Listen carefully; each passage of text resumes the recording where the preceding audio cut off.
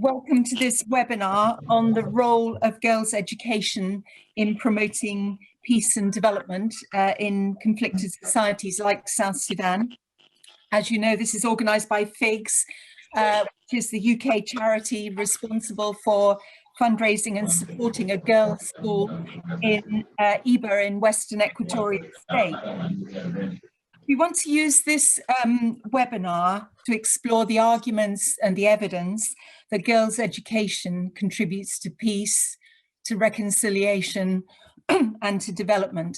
And I guess putting it in another way is, why invest in girls' education? How does it help a nation? I expect that some of our discussion will be about education in general and therefore affecting boys and adults as well as girls, but some of it may be very specific to girls. We've invited a really stellar range of speakers with deep knowledge and experience of South Sudan. So it should be a really good seminar. And I know in the audience, we've got people also who've got deep experience of education in both Sudan and South Sudan. And in fact, we've got people on this call from the UK, South Sudan, Sudan, Greece, Sweden, and Uganda. So just brilliant. I'd like to particularly welcome to this seminar the Honourable Gemma Nunu Kumba, who is one of our speakers and a national minister in the government of South Sudan. And I'd also like to welcome the new ambassador for South Sudan to the UK, and that's Agnes Oswaha. So welcome to you. And also to the third secretary, George Guy. We've also got on the call the Archbishop for Western Equatoria State. So a warm welcome to Samuel Penny Enosa, who's on the call.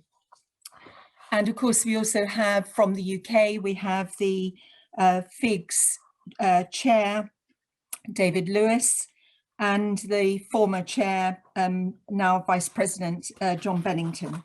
And a number of you have been involved in these webinars anyway. I'll introduce each of the five speakers as we come to them. We've arranged for 4 of our speakers come from Juba, and one is based in Khartoum just at the moment. We are a bit worried about the internet connections, because the bandwidth is less good there. So when people start to speak, we're going to ask you to turn your cameras off, just to help improve things. We'd like you to also use the chat function. If you've got any questions, it's going to be easiest to handle them through the chat function, because there's so many people on the call, we may not notice raised hands.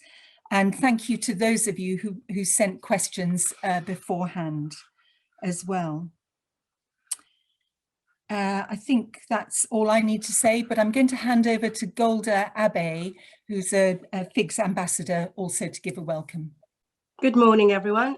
Just before we start, I just wanted to say a welcome to Agnes Oswaha, who is going to our new ambassador in the UK after a very long gap. The last ambassador we had in the UK was Sebirale.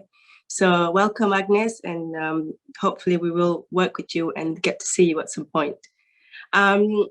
Everyone, thank you very much for giving up your morning for our girls and FIGS.